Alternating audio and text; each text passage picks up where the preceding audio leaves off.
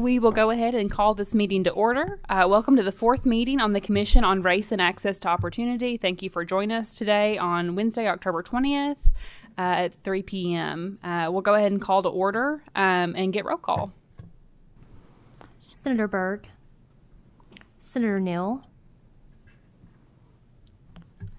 Senator Westerfield, Representative Brown, Representative Kulkarni,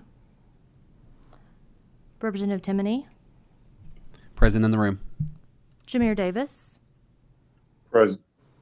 Hannah Drake, Ricky Jones, O.J. Oleka, Present. Erwin Roberts, Present. Chair Givens, Present in the room. Chair Heverin. Present in the room. We will need to, can I get a motion for approval of the September 22nd, 2021 minutes? Excuse me, Senator Neal is present in the district.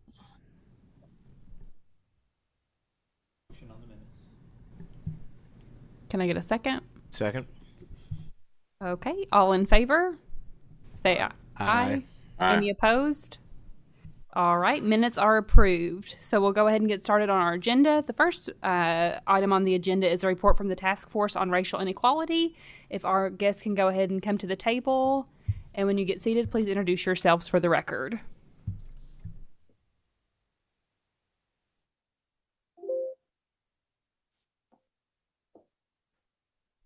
Thank you all for having us. I'm Ashley Watts, President and CEO of the Kentucky Chamber of Commerce. I'm Ray Daniels, President and CEO of Equity Solutions Group, member of Kentucky Chamber, and member of Lexington Chamber of Commerce. And if you give me 1 second, I'm just going to pull up a PowerPoint to share my screen. Hopefully this will work. Okay, I think that is working, so let me know if you guys cannot see that. Thank you all so much for having us today. As soon as this bill was passed last General Assembly, we wanted to get in front of you all and tell you all a little bit about what the Kentucky Chamber has been doing over the last year and a half to really tackle racial inequality and make sure that we're pulling up a seat at the table to be part of the solution. And we all know the events that have unfolded over the last year and a half. And last summer, my chairman, who at the time was Nick Rowe, and I kind of sat together and said, we have to do something about this. The business community of Kentucky are leaders. They're ones to figure out solutions. And how can we be part of this solution, not only in the state, but across the nation? And so we pulled together a group of individuals, many who actually are in this room right now, including O.J. Oleka, to discuss what can the business community do to really move this issue forward and make sure we're part of the solution. And you all know the Kentucky Chamber and how we come about our policy solutions. It's through fact-based research and data. And so we pulled a group together of leaders all across Kentucky who had been doing this work for many years and said, thinking about the chamber and really our sphere of influence, because I know you all have been hearing testimony for many months now, and this problem is so massive, but the chamber wants to be part of the solution. And what is our sphere of influence where we can actually tackle that? And we discussed three different areas. We discussed education, which is kind of the central primary advocacy goal of the Kentucky Chamber. We discussed criminal justice reform, which we've been very active in for many years. And we also discussed economic empowerment. Of course, how do we make sure that we are empowering our people here in Kentucky economically? And so through this, we said, we can pontificate all day about the problems and solutions, but let's get to the facts and the numbers and the data. And so after several months of this group working together, we came out with Achieving Equity to Build a Stronger Kentucky, which I think all of you have that report in front of you. And we're going to go through some of that today. And we really dove deep into the data because it's hard to argue with real numbers. It took us many months to find some of this data. And one of the things that we continually said when we would meet is, I really wish lawmakers would see this data on a regular basis to make sure they were keeping track of these numbers, because frankly, some of these numbers are really, really startling. And even though we know the problems, when you see the numbers in black and white right in front of you, it really is a wake-up call. And so out of this, of course, we don't want to give the problem without any solution. That's not what we do at the Chamber. And so for every single pillar that we discuss, we do lay out policy suggestions. We know that these cannot be tackled and fixed overnight. So there's some short-term solutions, there's long-term solutions, but really some pretty aggressive movement, I think, that will really help move move the needle on this issue. And so today I'm going to go through a couple of those issues along with Ray. I did want to show you all who was on our task force. Like I said, we knew at the chamber we needed help with this issue. It was going to take more than just our board, more than just our staff. It was going to take many, many partners across the Commonwealth. And so you can see probably many familiar faces up on the screen, including Ray and including OJ and including Bridget, who I think is testifying next. And so for many months, we really dove into the data, talked about policy solutions, and at the end of the day, the Kentucky Chamber Board of Directors approved all of the recommendations within this report. Throughout our presentation today, we're going to talk a lot about workforce. And you all have probably heard me talk about workforce many times. As the president of the chamber, I talk to businesses every single day, and the overwhelming number one thing that we talk about is workforce. We often say we have too many people without jobs and too many jobs without people, and how do we make those things match? And like many things during the last 18 months, some of our inequities here in Kentucky were heightened, and that is no different with the workforce. And so just a couple of weeks ago, we released a report detailing this crisis really here in Kentucky, and it didn't happen overnight. It's really been 20 years in the making, and it's going to take many steps to really kind of figure out how we get ourselves out of this issue that we've seen in front of us. So we will be discussing this workforce report. Kind of the overall trend of it is that, yes, workforce is dropping all across the nation, but here in Kentucky, it's definitely worse. And right now here in Kentucky, we only have a little bit more than half of the working age population actually in the workforce. So with this, I think I'll turn it over to Ray to talk about some of the findings we found in education and some of the policy solutions that we propose. Thank you, Ashley, and thank you. Thank you, Ashley, and thank you guys for having me. Thank you, Chair. It's much appreciated. Focus on education is fairly simple and very disparate, as Ashley has talked about. A key focal point in this report are the alarming performance and achievement gaps between white and black students in Kentucky. These gaps exist across grade levels and subject matter. There is a significant gap between white and black students when it comes to preparing for life after high school. These tables show you how white and black students compare in regards to enrollment in AP courses, high school graduation rates, transition readiness, CTE certificates, and once again, we see an alarming trend in some of the gaps. As Ashley said, we never want to be one to raise the alarm about the drastic trends that we see without providing solutions. And here are some of the solutions, and Ashley spoke to this already. Improved analysis. We need better data, and we need to get the data in front of everybody as often as we can. We need to have better awareness of the racial gaps in achievement and performance, and the gaps in educational opportunity, especially among our policymakers and decision makers. We need to do a better job of providing you guys with better data to analyze, look at, and track, and to bring an overall awareness to the problem. We need diversity in our teaching workforce. We need increased efforts to get underrepresented students in advanced and preparatory coursework, such as advanced placement courses. We need to expand dual credit through increased outreach, improving the accessibility of courses, and more financial assistance to families who need it. We need increased awareness of racial disparities and disciplinary measures. School disciplinary measures disproportionately impact black students, which harms achievement and performance.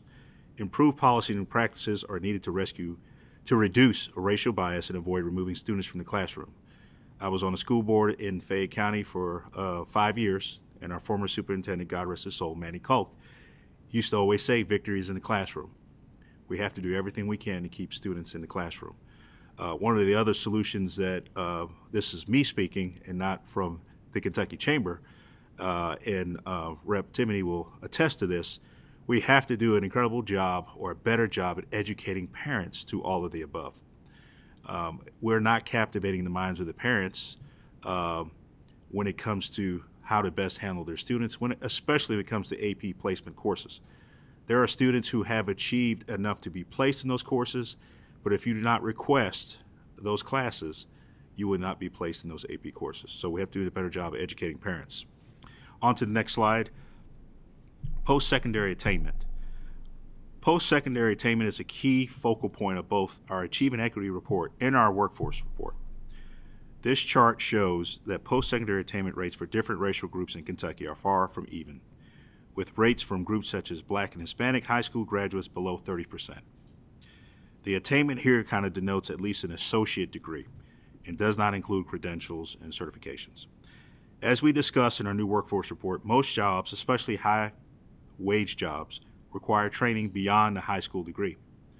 So many of our students in Kentucky are at a severe disadvantage when it comes to their employment and earning prospects.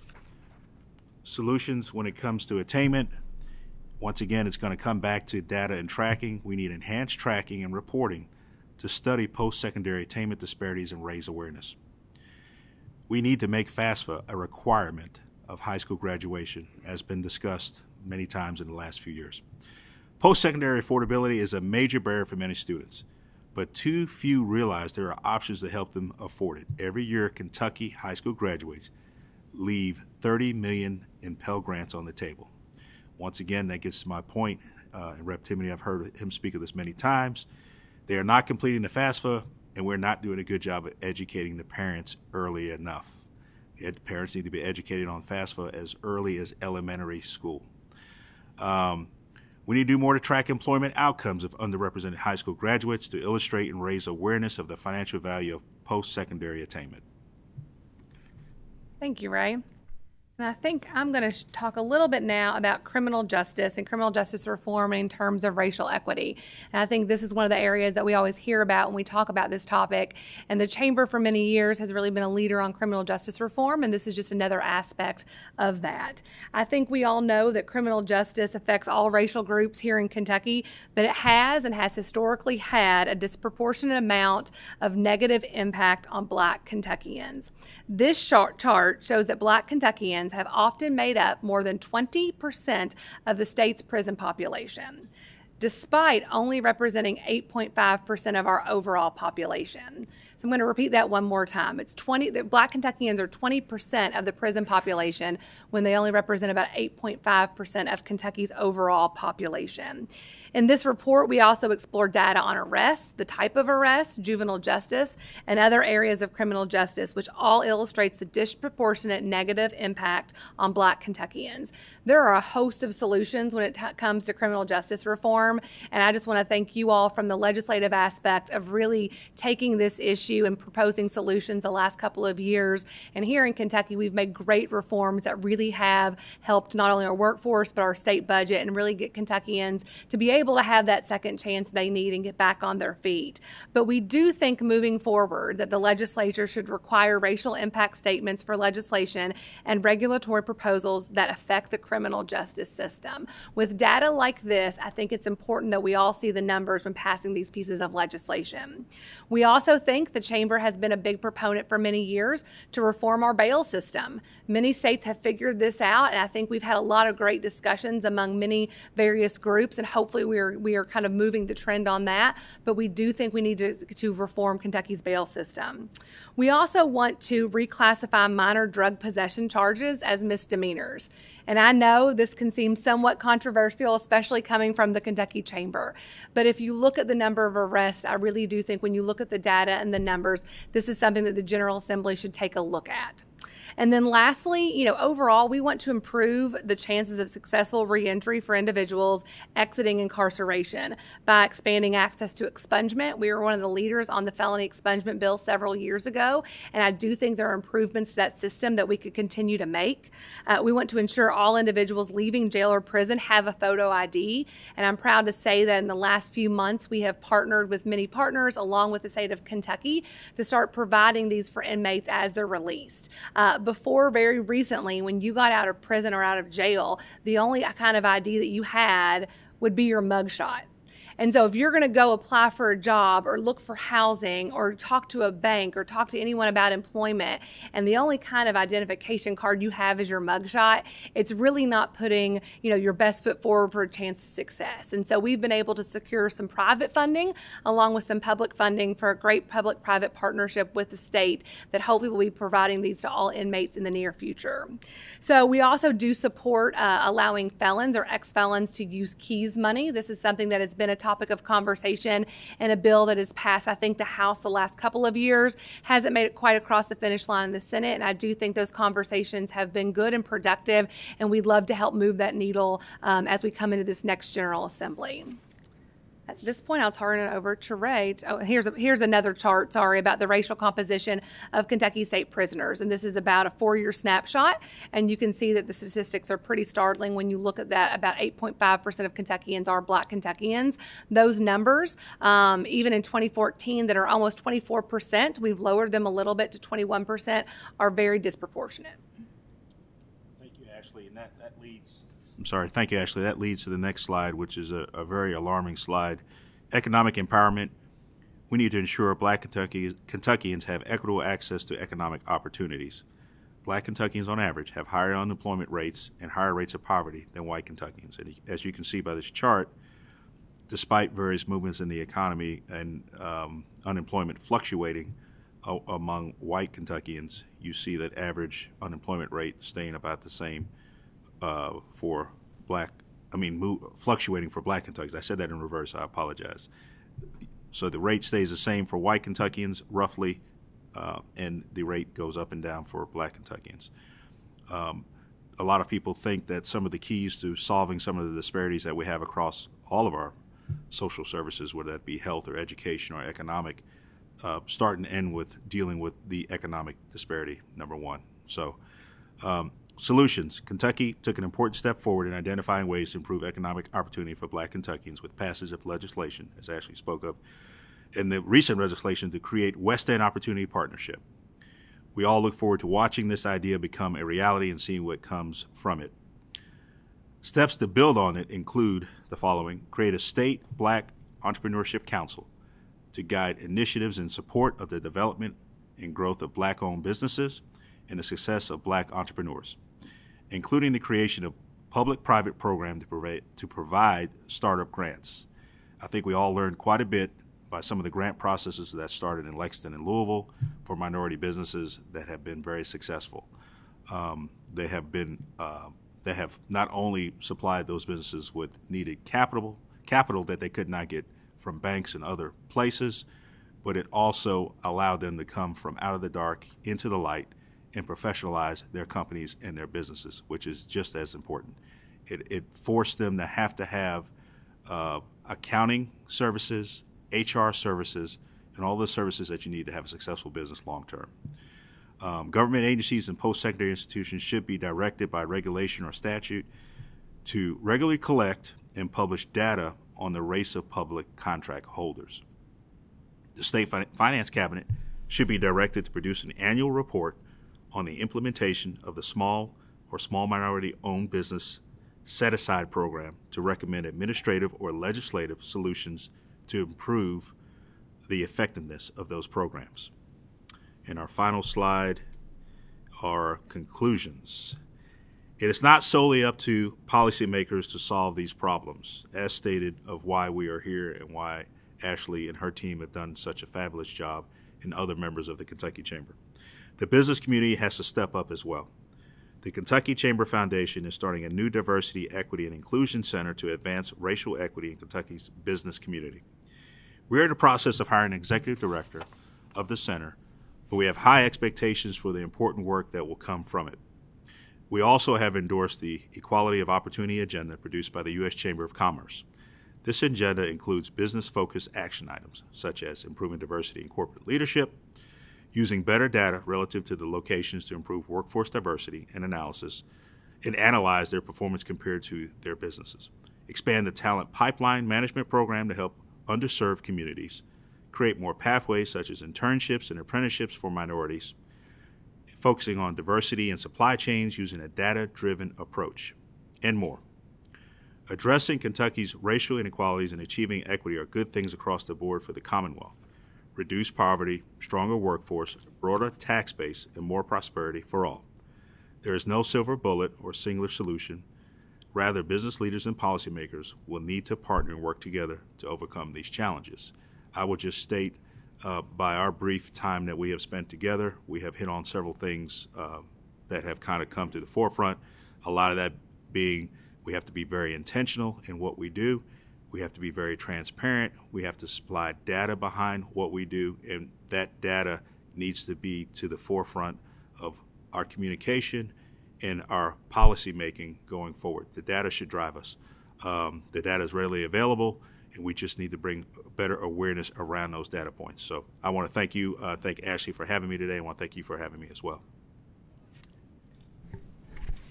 Thank you all so much. I'd like to go ahead and open it up to questions for members. Does anyone in the room have questions?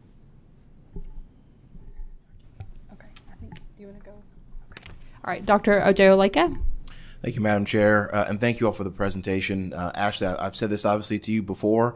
Thank you for doing this important work. The Chamber didn't have to do this.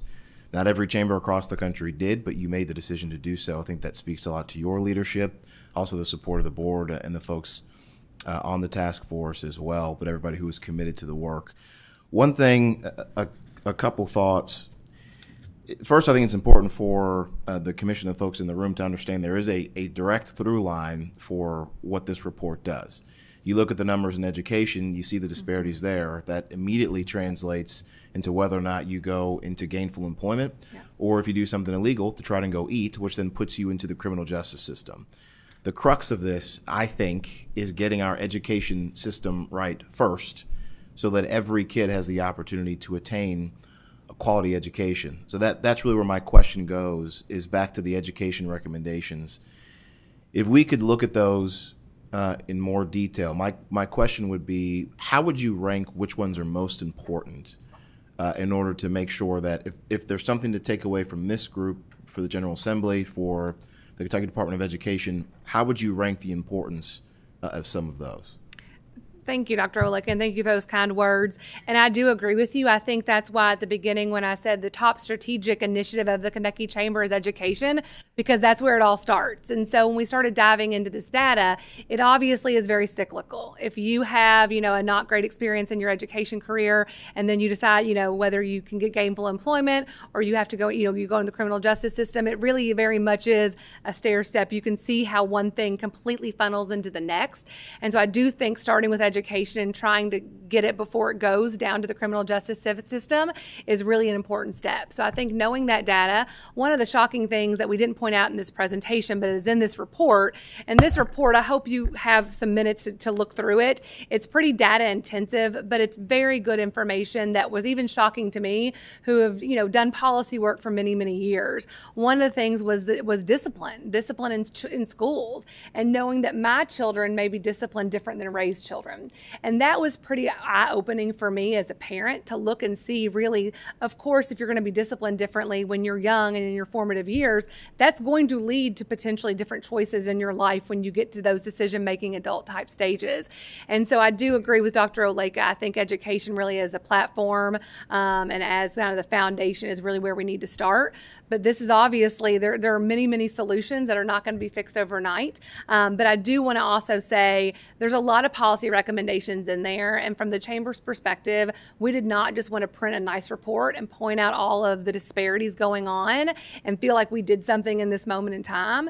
And so that's why we're hiring an executive director to really live and breathe this work from going out, moving forward from here on out. So know that though this is one report from us, we will be continuing this work and hope to work with you guys, with you all through these policy solutions moving forward. And Dr. Luck, if I may, I would say two things. Disciplinary thing is huge. Victory is in the classroom. I have sat in on many expulsion hearings in my time, and we have not found an effective way to integrate those students back into the classroom. And that's going to take a lot more people smarter than me to figure out what to do. But we have to find effective means and tools to figure out how to best utilize whatever the skill set, and all kids have a skill set, what are the skill set that those children have, and what are the barriers that they're overcoming, the mental health, other issues that they're having in their households that lead to them to be a distraction in the classroom. And that's what they are. They are a distraction, but there's usually a reason, and we have to be more patient in trying to figure out that reason. That'd be number one. And I think the second thing would be we have to be more creative and provide more funds to figure out how to overcome these gaps earlier. There are a lot of talk about teaching models and co-teaching models, size of classroom, and those things. And we've got to be a little bit more creative and committed to trying to take a slice of some of the underperforming schools that we have and think outside the box and try some of these co-teaching models. Thank you. I think that Representative Kulkarni has a question. She is virtual with us today. Yes, and I apologize for that. Senator Givens, I heard your comment last meeting, and I sincerely apologize for not being there in person, but I had back-to-back meetings. I had a couple of questions and a comment. First, I wanted to thank you, Ashley and Ray, for your presentation and applaud you for your data-driven approach. I think what we need is data no matter what issue we're talking about, and I think that's super important, and we can see it clearly on the graphs that you've shown us. I had a couple of points. First, about encouraging and educating parents about FAFSA. I think we need to be mindful also of things like mixed status families, where some parents may have social, some parents don't, and bring in Kentucky standards in line with the federal that are more open to that type of application. And I think we just need to make sure that we're mindful of families where it's not just the standard kind of information being given, and reaching out to also folks that are non-native English speakers on that front. I did also want to applaud you on your movement and movement forward, I guess, in terms of low-level drug possession offenses. This is something that I've been working on, and we'll contact you more about it offline. But also specifically with Ray, I think you had mentioned state contracts and access to capital. I think this is something that clearly is an issue and that folks really struggle with because they don't know where to turn. So I have, for instance, a lot of folks in my district that maybe want to start small businesses but have no idea kind of where to start, registering with the Secretary of State, and definitely don't have necessarily the access to capital, which is crucial to making that business a reality. So I wanted to ask you all what specific policies or what we can do as legislators to address those 2 points specifically. I know transparency in contracting data is something that is needed, as is access to capital, but are there any solutions that you all have put forth or that other states have used that have worked to address those 2 points? Thank you, Representative Kulkarni. And I do think there are solutions. I think a lot of them, there's already statutes on the books kind of dealing with the contracting issue. And I think working more closely with the Finance Cabinet and Economic Development and making sure we're all aligned would be kind of an important first step. One thing that we kept hearing through the last 18 months, and Ray and our friends at Commerce Lexington have kind of helped tackle this a little bit, is a lot of people say we would love a minority contractor, but we don't know where to find them. And so kind of putting together databases is one important thing, which is really programmatic, not policy. And so that's one thing I think once we get our Center for DE&I up and running at the Chamber here in the next couple of weeks, hopefully, that is going to be one of the first things hopefully we can tackle, is making sure that if people, if you want to use contractors, obviously you know where to find them, make sure that's accessible, but really helping those contractors as well kind of navigate, the world of government contracting and the various laws, making sure they kind of understand they have someone that will help navigate that. Yeah, and that's a great point. The only thing I could add to that, we found during the height of COVID, we thought we had 108 minority companies in Lexington, and we found because they could not get PPP, we had to provide a grant, and the grant had to force them to, as you said, register with the Secretary of State and do the other things. We had 300 plus. So a database is hugely important, but you also have to, we have an accelerator program, and I think they have one in Louisville. I know there's a very successful one in Cincinnati that's been going on for a while. You have to have access, and what we have done is the large procurement spend players in Lexington, we have asked them to supply a procurement officer to a regular meeting where they can highlight potential RFPs and opportunities on UK's campus with the city and with Fayette County Schools, in those opportunities, and allow these companies to have more time to gear up and prepare for them financially, and give them more time to create strategic alliances where they could partner with other companies so they can go after things that are a little bit larger. And so, but that's hard to do without a partner like the Chamber or Commerce Lexington to provide some man hours and manpower to kind of give some guidance to that. So that is what we have focused on in Lexington. but the transparent nature of that we need to have more transparency, and that would help tremendously. The letter of the law is good faith. In good faith, we need to hold people accountable to good faith efforts to find minority companies that are operating. So that's part of having that database, so we can at least remove that one barrier, that one obstacle of where I could not find a company. And we have that here, and we have it in, I think Louisville has a database as well. And so hopefully with the new DEI Center coming online, with the chamber, we can have a state database that will provide all those things as well. Great. Those are great solutions. Thank you very much. Senator Berg. Thank you, Chairwoman Heverin. And I'm sorry I walked in a little late. I was at another meeting. I think the data that you all have presented is amazing, and I promise you, what I haven't already read, I will be reading in depth. And I agree wholeheartedly. In my mind, education and equal access to good quality education is the great equalizer. That, to me, that's what gives everybody the chance. But, you know, I represent portions of Jefferson County and then the entirety of Oldham County, and what we're seeing in our community is, you know, a tremendous rise in gun violence in the urban areas among youth. And the majority of these are African American children who have access to guns that they should not have access to. And unfortunately, during this pandemic in particular, have learned how to use them. Is anybody in this whole, you know, we don't talk about this. I've never heard anybody talk about the fact that it's hard to educate children when they're literally scared to walk down the street and pick up milk for mom because the street is not safe. And you know, I work in downtown Louisville, and I work with a lot of people who live in these neighborhoods. I have grown men come up to me and say, I'm scared to take a walk in my neighborhood anymore. Is anybody looking at the plethora of guns that are available on the street right now in our urban areas as part of the problem? Because how do you raise healthy, happy, educated children when they're scared? And they're rightfully scared because they're not living in a safe environment. Are we talking about that? That's my question. Are we discussing this? I'm sure some groups have. We at the Chamber have not really taken a deep dive into that particular issue. We'd be happy to kind of look into it.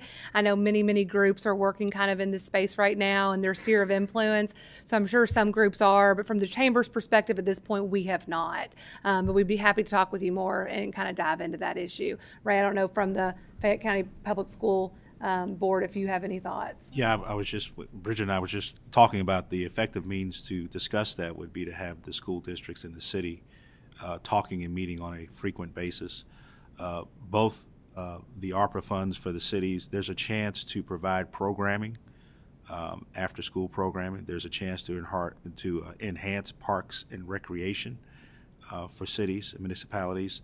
There's a chance to do a lot of things in the input of the school district needs to hold some sway with how some of those dollars are spent. But I think what we'll find is the districts are very aware that they have the students for 7-8 hours a day, but yet they're being held accountable for the other 17 hours. And so they have a lot of ideas around how they can partner with their city partners to do things with their students when they're not in school. So I just think that cities and school districts need to have more and better discussions around that. If I may, I would like to actually reiterate that I think this needs to be part of the conversation. I've seen a tremendous reticence in Frankfurt to even discuss, to even broach this subject. And to me, it's like one of the big elephants in the room. You know, if you're not living in a safe environment and you don't have adequate health care and food, you're not going to be able to take advantage of the best quality education that we can offer you as a state. I mean, these are basic things that you have to have before you can take advantage of things like education and succeed. And I wish, as a community, we would be more willing to talk and discuss what is actually happening on the streets of some of our larger cities, how it's affecting our children of color, and what we need to do to bring an end to it. So thank you. Okay, our next question is from Representative Timoney. Thank you, Chairwoman. And I guess some comments moreover than necessarily questions. House Bill 25 last session was the restoration of Keys money, and I will be carrying that again. We will support it again. Excellent. Thank you. Shameless plug for my bill on that one. Just a couple of thoughts. Obviously, the two things I feel very passionately about, obviously, are education and how that translates into economically successful individuals.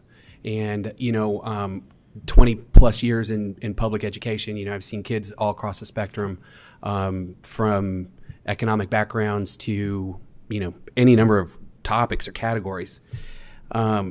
I think educationally we operate in silos, and I think that the silos are on separate farms. We need to bring those silos closer together. The business community and the education community need to be working closer together to develop common goals for students. When we talk about kids being successful, do we have students in 3rd and 4th grade that understand that being proficient in reading is going to translate to a better life 20 years down the road? And the answer is no. I used to regularly ask students, what do you want to be when you grow up?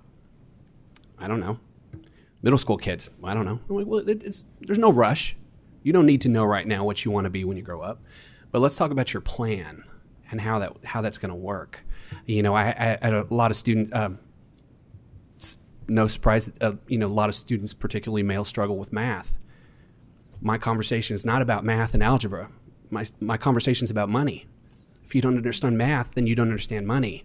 And in my world, I'm in charge of my money. In your world, you need to be in charge of your money. And the only way you're going to be able to do that is if you understand math. And it's making those connections, bringing those conversations together. I think that's really important. And Mr. Daniels, this goes along to your point, educating our families, having those conversations at house. What does success mean? Okay, and what you're doing in school today as a 4th grader, what's that's going to mean for success, big picture? Those are the conversations that we must be having. We've got kids who are focused on their reading lexile, but they don't understand what that's going to mean to them. And that's where we need to be intentional in really laying out the pathway. And the business community is going to be such a huge advocate and such a huge help in that conversation. There's one specific kind of topic that we talked about, the recruitment of minority teachers. One of the schools I worked at, we hired a lot of teachers, and I reached out to every state university and college that we had in Kentucky, and even ventured out into some surrounding states, just to stress the importance that we're looking at emphasizing diversity in our teaching force. We have X number of positions that are going to be coming open. I felt like an HR director as an assistant principal, but you got to do what you got to do, right?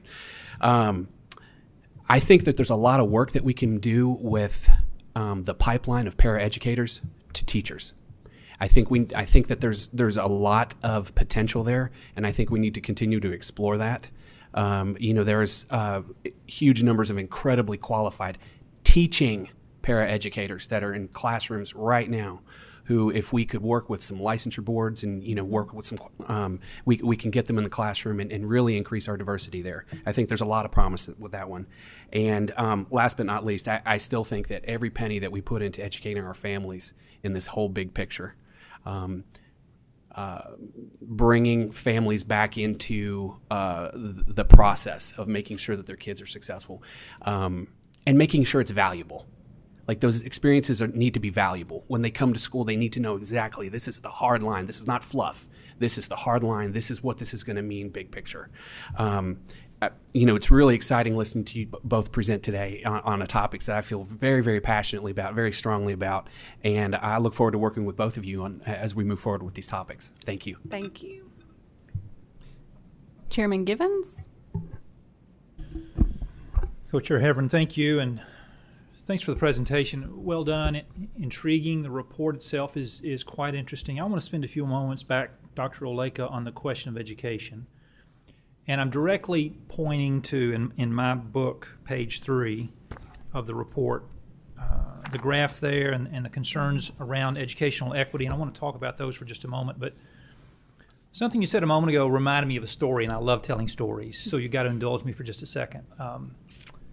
The AP registration process, and I'm hopeful the conversation we have here influences the next presenters, because the education focus of where I want to go with this discussion is intriguing to me. But the AP registration process in rural Kentucky at one of our high schools some years ago, I had a new principal that came in, and I got to know him, and in my Senate district really enjoyed getting to know him and the work and his passion for students and for AP education. And he flipped the question on its head. He started registering every student for an AP class. Every student had to be registered for one, and your parents had to come to the school and withdraw you from that class to move you out of an AP class.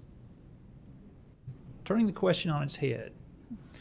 So, continuing that conversation with him, about a year and a half later, I was there at a high school basketball game and went into the men's restroom, and over every urinal is an AP question. And on the back of every stall door was an AP question. And it's this culture of success, excellence is normal, we're driving you there. If you choose to walk into the building with your parents and say, I'm not worthy, I'm not capable, I need to withdraw from chasing excellence, you can do it. We're sad you're doing it, but you can do it. So I thought that was an intriguing mindset. Now, this really concerns me, educational equity. And I had the chance recently to talk with my son and some of his friends at a little presentation they wanted me to do on self-fulfilling prophecy. And I'm a big believer that if we think we can't do something, we probably can't do it. If we think we have prepared and worked and set ourselves up, we likely can achieve it. But even if we've done those things, if we don't think we can achieve it, we can't. This really concerns me that we see in 1962, 83% of Americans overall thought black and white children had equal chances. In 2020, 64% thought that there was equal access to education opportunity. I want to scratch into this for a few minutes, so help me know where to start. Where do we start addressing this? Where do we start? I think one good point that Representative Timoney brought up was the number of black educators, because you're exactly right, Senator Givens. If you don't believe you can be something, or if you don't see it in front of you, it's hard for you to dream that that could happen. And so when you look at less than 5% of our education population is black, but yet 8.5% of all Kentuckians are, that's a really good starting point. I think that's one of, I don't want to say the low-hanging fruits, but I do think that there is something there that we could make that easier for, even some of our students at our HBCUs, at Simmons and at K-State, instead of them leaving the state, which they do. How can we attract them to stay here in Kentucky? How can we make Kentucky the welcoming place that we want it to be, where people want to have a career and raise their family and pay taxes and be part of the community? So I actually think that's one of the first things that we could probably tackle, or at least try to get some pipelines, like Representative Timoney said, because I do think, to your point, if you don't see it in front of you, you don't think it could ever happen. And so if you don't see professionals that look like you may never think that you could be a professional yourself. If I may just to quickly add to that, may I? Yes, you may. Thank you, Madam Chair. I think it really is important to point that out. The student obviously has to believe in themselves, but the teachers also have to believe in the student. Mm-hmm. I think it's really important, if we're talking about accountability within the education system, if more principals and more school leaders were like the ones that Chairman Givens mentioned, pushing students to be successful, I think you would see a lot of these gaps close. I use myself as an example. I grew up in Frankfort, went to Franklin County Public Schools. All of the teachers that I had were white.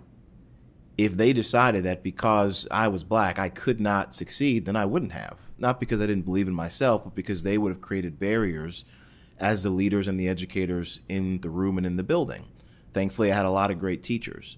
I bring this point up to say we've got to figure out, I think, a way to hold the teachers accountable who just don't believe that black kids can learn. I've been a teacher. I know those teachers exist. it's kind of hard to find them and pick them out. But I think it is important that we understand that's an element of this conversation, because if I am a student and I believe in myself, but maybe I don't understand my own agency, or my parents aren't able to participate in the process, if I have teachers who don't believe in me because of my skin and or income or some combination of where I live and those things, it's going to be really hard to succeed. So I think it's necessary, as we have these conversations with these, I think, wonderful recommendations, teacher accountability has to be an important aspect of this too. And I will let Co-Chair Givens finish his. So excellent. Thank you. I want to keep scratching, and I'm hoping we get a little uncomfortable, because if we're not just a little uncomfortable, we haven't scratched enough. We can't change this trajectory without changing the outcomes of education in Jefferson County. Go to the Courier Journal website and scroll through the Magnet School documentary that's online right now. We can't change the outcomes of our black fellow Kentuckians without changing outcomes in Jefferson County. And we've talked about it. Terry Holliday called it academic genocide, and people lost their minds because he said these things. He wasn't wrong. He wasn't wrong. And we keep staying stuck where we are. Respond. Well, I'm just going to throw a couple things out there. I don't know if any of these will help or hurt. I think we're at a point in time where you've got to see reality and take action. And we have to give superintendents the power and the ability to take action. And I think what we have found in Fayette County is probably the same in Jefferson County is the superintendent needs to have the ability to create and move principals around as needed. Needs to have the ability to create curriculum as needed, and those are things that, as of in our current system, they really can't do. Part of the problem with curriculum is we have, outside the educational, the health disparities, and the housing disparities that we have, many of our students are in 4 or 5 different schools during the course of a school year. So imagine, through no recourse of your own, I have to go to another school. I get transferred to another school because my parents have to keep moving locations to find rent and housing and so on and so forth. And every time I go to another school, I am starting over with potentially a new curriculum. And I'm already a student who is borderline as far as interacting with my teachers. I don't spend a lot of time at one school. I don't have a lot of friends, et cetera, et cetera, et cetera. And that's why I bring up the curriculum piece. Fayette County made a jump forward when they created curriculum across the district at certain grade levels with math and science. It at least allowed us to have the students that we knew, and a large portion of our students that were bouncing between schools, have the reliability of having the same curriculum wherever they landed. So I think curriculum is one.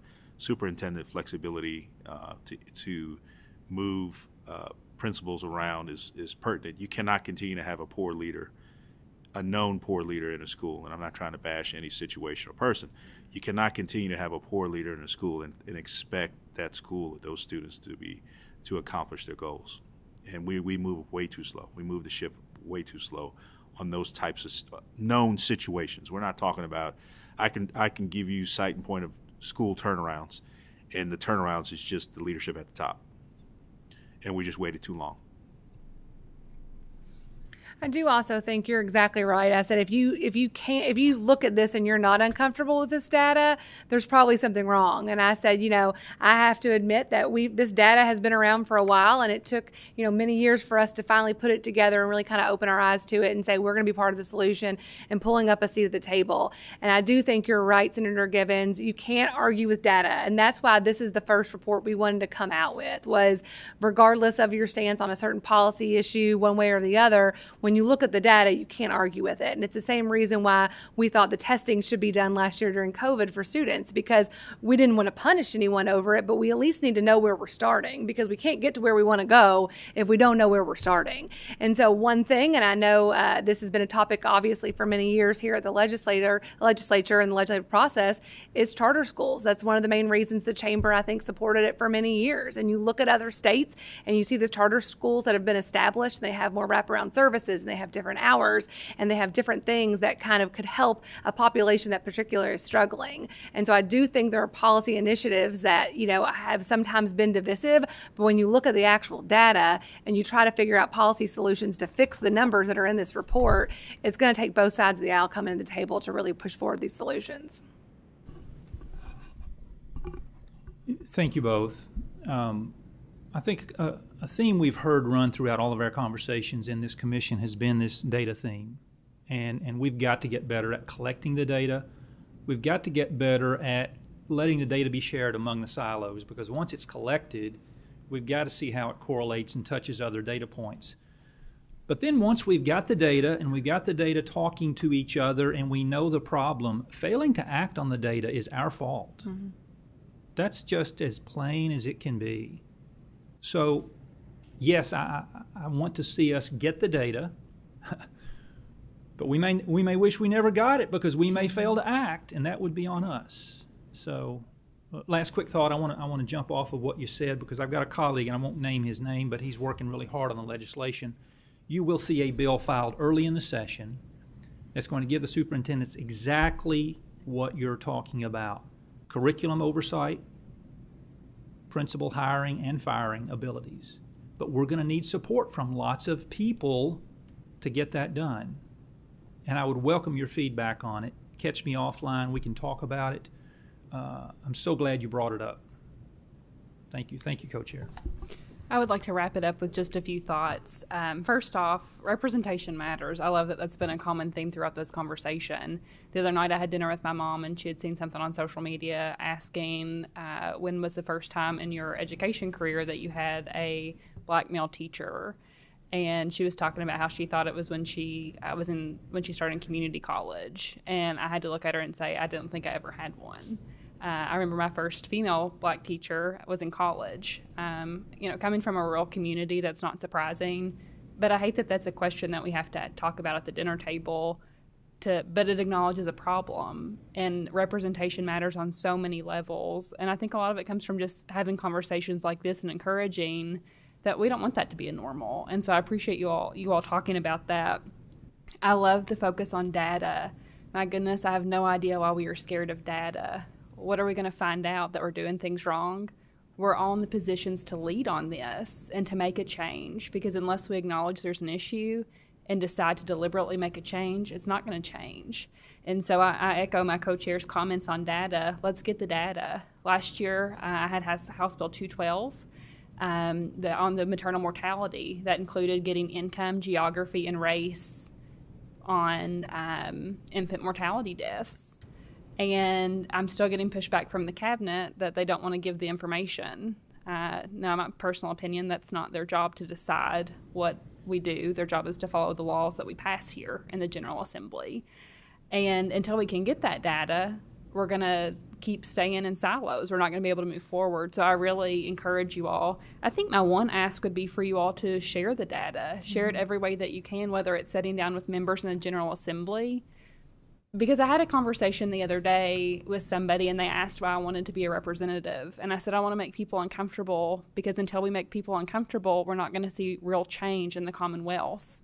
We're not going to make real movements. And so I want people to see this data that we do need to make change. And because it doesn't affect them doesn't mean it's not real. Just because it doesn't affect their district doesn't mean it's not real. I think many members would be surprised of how much of this does affect their district. And so my ask to you all is to actually make sure to be sharing this data, have, in your meetings, talk about it, but sharing it with your local chambers too, having the opportunity to talk about communities, and share that. I think that a lot of times when we're having these conversations, I think it's no surprise that we all have different philosophies on the purpose of government. And as we have these conversations, I hope that we can all remember that we have so many players who are willing to be a part of it. And even if we might not think it's a government solution, it's important for us to be able to work with our communities as well and seeing, you know, is this a state level? Is this a local level? Because I think a big part of our jobs as state representatives obviously is to pass laws, but it's also to educate our community members and letting them know what's going on. And so I think that's something that we need to remember, just kind of the philosophy. One thing I do want to mention before we move on to our next agenda, I appreciate you all so much for coming today, and this is something to the members of the committee. There was a point I remember when I got elected early on that I made a decision that I was always going to have a seat at the table, whether I had to bring a folding chair. And there were meetings where I feel like I needed to bring a folding chair. But I'm very disappointed at the members that do not attend this, that have been appointed to the commission, because you are deliberately choosing not to be part of the solution when you choose not to attend this meeting. And, you know, I appreciate all that are attending online today. Thank you for that. You know, at the end of the meeting, we're going to encourage everyone to try to be in person. I know people have things to come up, but we've had members that have not attended a meeting. And so when you're choosing not to attend a meeting, you're choosing not to be part of the solution. And that's your decision. And so when issues come up, you know, you've got a voice at the table, so use it. So just, I'll get off my little soapbox there, but please, if you watch this afterwards, please remember that. Our next agenda item is going to be the Pritchard Committee on Racial Equity in Education. Once again, thank you all so much for the Chamber for your all's presentation. And we'll ask our new guests to please introduce themselves when they get to the table for the record.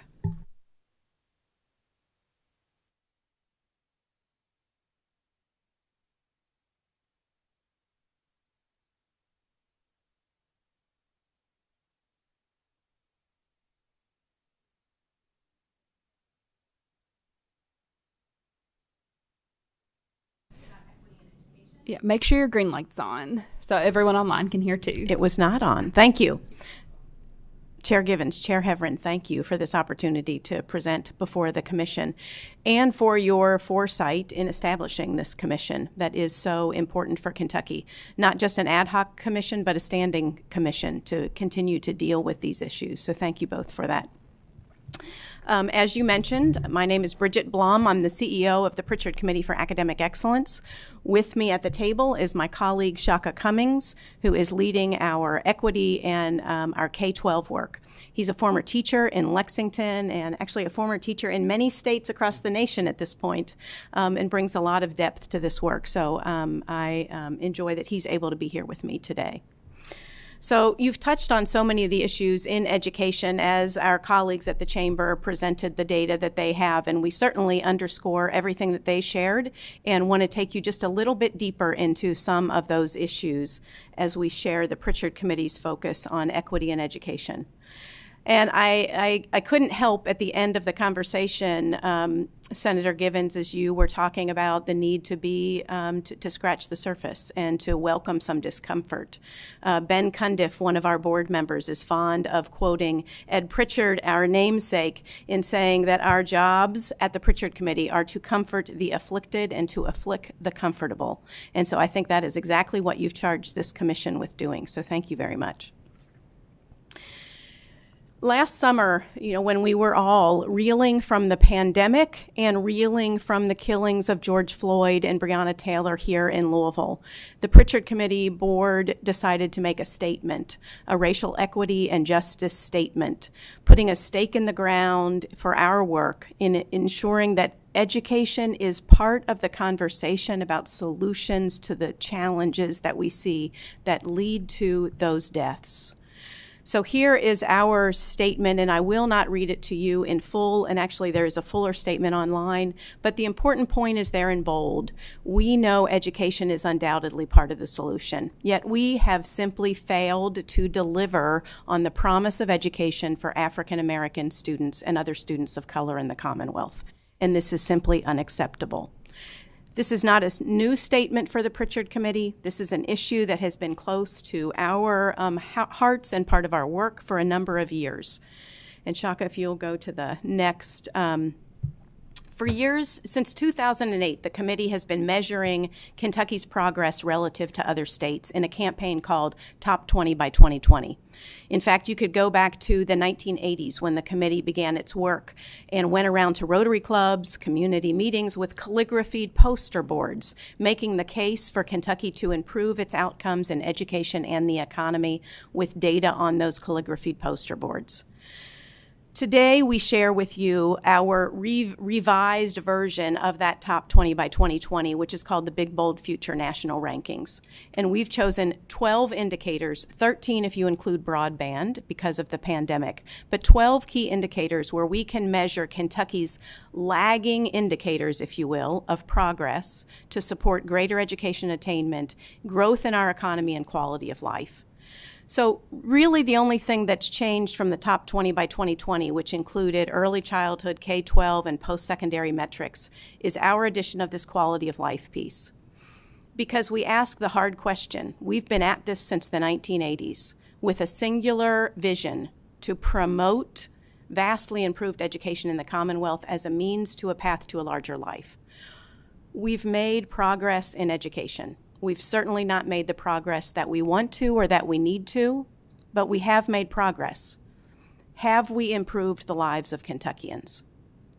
And when you look at the fact that Kentucky still lingers 6th from the bottom of the nation in poverty and has stayed at 4th, 5th, and 6th all these decades, the answer has to be no, we've not. And we must. And education is a big component of that, as is median household income.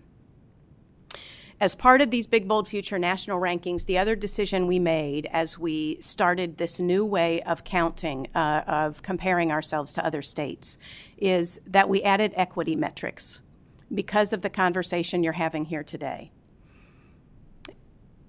So we have equity rankings in this 4-page report, no more than 4 pages. 13 metrics, equity rankings for each, so that we can see as Kentuckians owning that data that we've just talked about, when we look at healthy birth weight, is healthy birth weight the same for all populations in our state, or are there significant differences where we need to target intervention?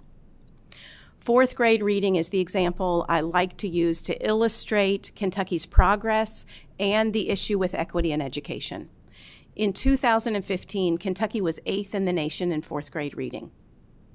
We are now 26th in the nation in 4th grade reading.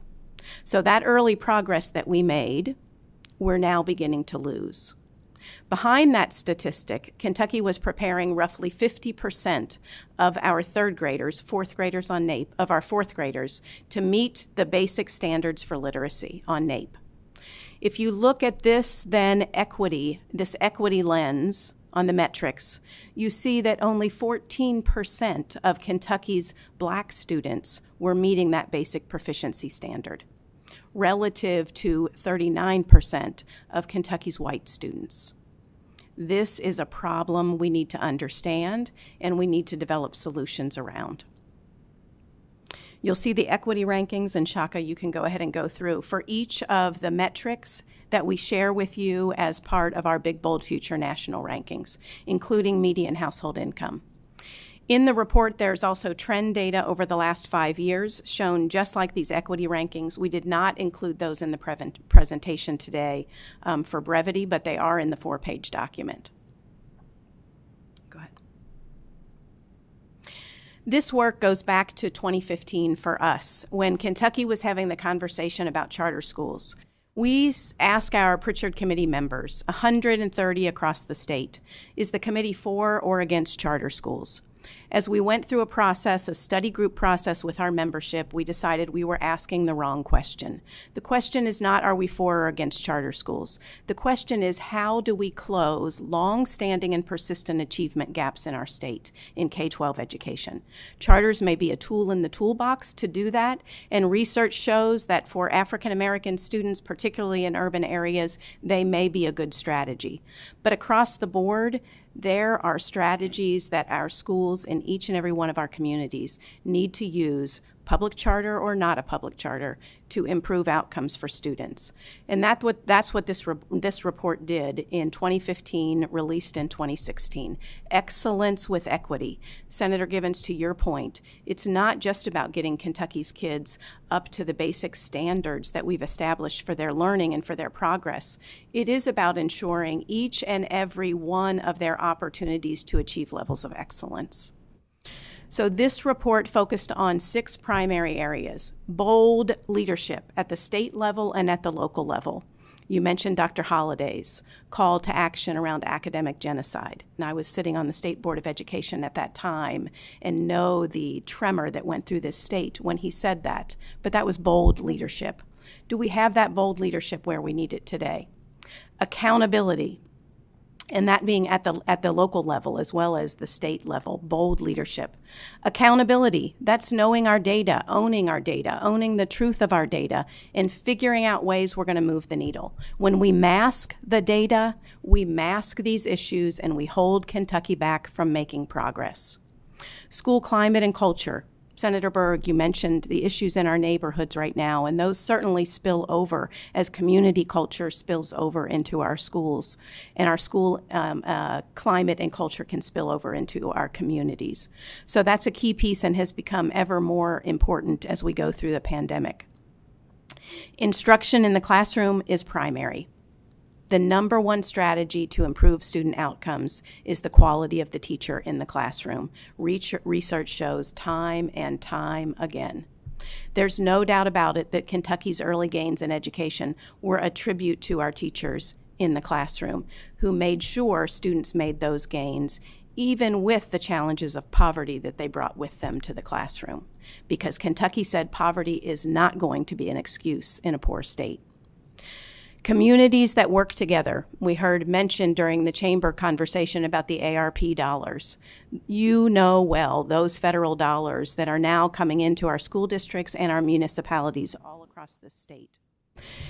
We believe it's important that municipalities and school districts are having conversations together because these are multifaceted issues, not singular issues. So how do we take that incredible, unprecedented federal investment and ensure that it's resulting in solutions that can be evaluated over time and adjusted over time because we have a time horizon to use these dollars? So we would encourage the legislature to identify ways to compile information about how our districts and our municipalities are using this federal investment to recover from COVID and build a stronger foundation in our communities and in our schools. And lastly, sustainability of effective practices. When we looked at our Top 20 by 2020 report with equity in the background, because we've been disaggregating student data for years, and we started to see the declines from 2015 to 2019, pretty significant declines. The one thing we cautioned about, and Senator Givens, I believe you've heard us say this, is that we need to be careful about policy churn. We need to be careful about changing things for change's sake on a regular basis, because it doesn't give our school districts, our teachers, our educators time to deepen practice where the rubber meets the road, and that's in our classrooms. So excellence with equity, it is everybody's business, and that includes our communities, our policymakers, our educators, our families. As part of this excellence with equity work, as we deepened our analysis of all of the data that comes out of our state, KDE's data, CPE's data, whatever data we can get our hands on, we run it through an equity lens. Last year, again, in the wake of the killings of George Floyd and Breonna Taylor, we hosted a week-long Facebook Live conversation called Black Minds Matter. Before the Black Minds Matter week-long episodes, we'd posted blog posts called Failing to Deliver, unpacking the fact that we had been and are failing to deliver for Kentucky's Black students. It's in the data. Reading scores have been stagnant for fourth graders. In 2007 and 2019, only 11% of African American eighth graders were proficient in math. By 2019, only 30% scored proficient or above in K-Prep reading. Black minds matter, and disaggregating the data is critically important. Shaka. At this point, I'm going to turn it over to Shaka to share with you some of that data analysis. Good afternoon. Good afternoon. Good afternoon. Thank you to the Commission for having us. Shaka Cummings, Manager of Equity and K-12 Policy at the Pritchard Committee. Thank you to the chairs for hosting us. I'm happy that you guys are enthralled by data because I'm going to hit you with quite a bit of it over the next few minutes. Sometimes folks believe that poverty is a key indicator in the lack of third grade readiness, or I should say in the lack of kindergarten readiness. There's a belief that family structure and lack of readiness for kindergarten is a key component of issues as students progress forward. While kindergarten readiness is a key metric, the data from the Kentucky Department of Education school report card indicates that Black students come into kindergarten only slightly less ready than their counterparts across the Commonwealth. This is key when you consider we look at the progression to third grade readiness. Only Black students experience a drop in third grade reading proficiency. Other demographic groups see improvement in third grade literacy when compared to their K readiness statistics.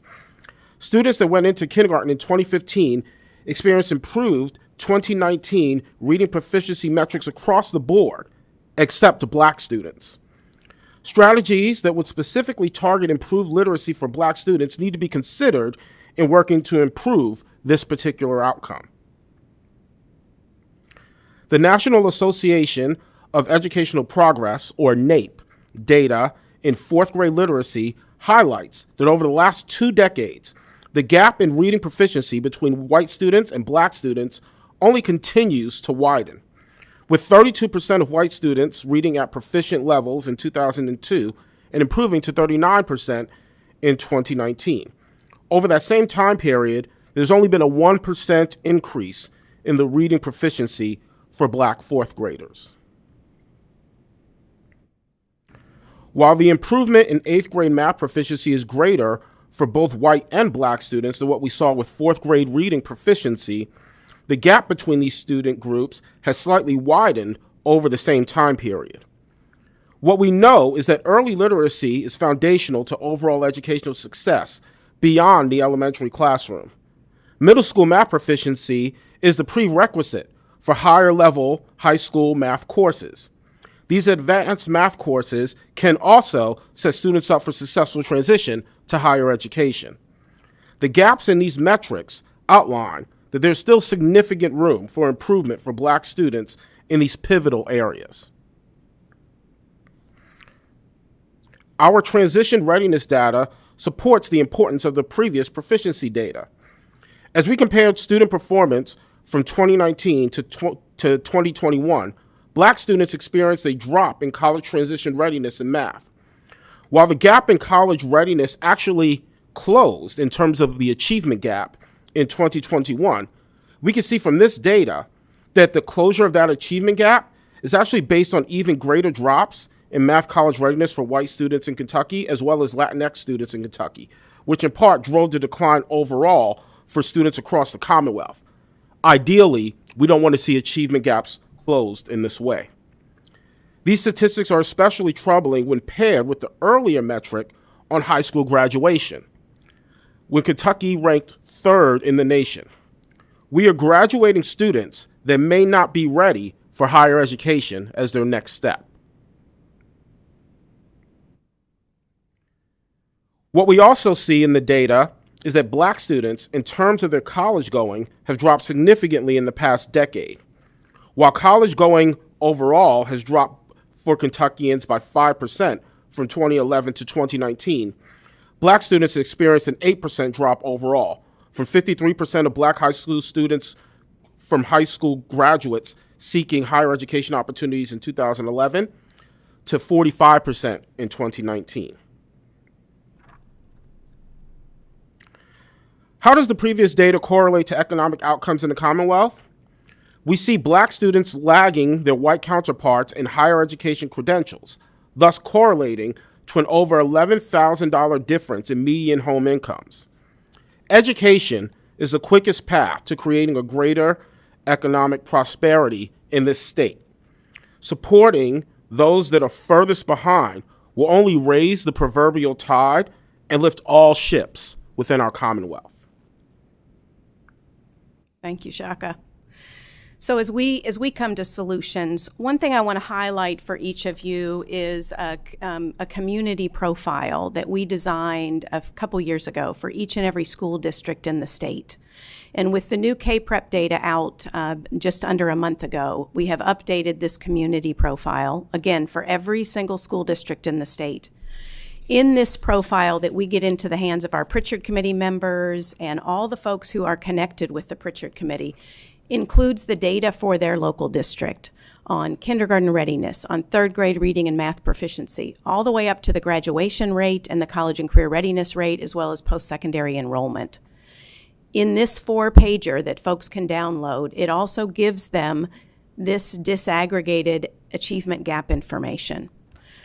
On the back of this profile includes some of the information we were talking about earlier as far as the proportion of teachers of color relative to the proportion of students of color in a district, as well as some other socioeconomic indicators. This can be a powerful tool for local communities to own the data and begin to design solutions locally. In addition, as you all are thinking about your jobs here in Frankfort as part of the General Assembly, early childhood is critical, as you know. It's critical not only for early brain development, but also for the workforce. And so a key issue in a very poor state are working families who struggle to pay for high-quality childcare and the cost of childcare. So you've heard us in past years talk about the need to increase the reimbursement rate for childcare such that those small businesses, childcare centers, private small businesses, can actually afford the level of quality that supports a youngster's proper brain development. That is not currently happening. We've made significant progress as a state in the last few years, but there are still significant gaps in what's needed to maintain high-quality childcare centers and quality preschools. As we move into the K-12 space, teaching matters most. Without a doubt, if we're thinking about a core strategy to improve education outcomes and those primary outcomes that help students progress, the quality of teaching is fundamental. So we've proposed and have worked with and are working with Representative Tipton to increase the number of nationally board certified teachers in the state with a targeted program to increase the number of these teachers in our elementary schools so that you, the General Assembly, can evaluate the return on investment for those dollars as you see the increase in third grade reading and math proficiency. We're also working on a fund for teaching excellence that would include the dollars that go into something like national board certification, a proven strategy to increase academic outcomes. And some other things in that fund for teaching excellence later in the pipeline to ensure that we have the number of teachers to teach high-quality dual credit that allows for greater progress, connection to college and progress in college.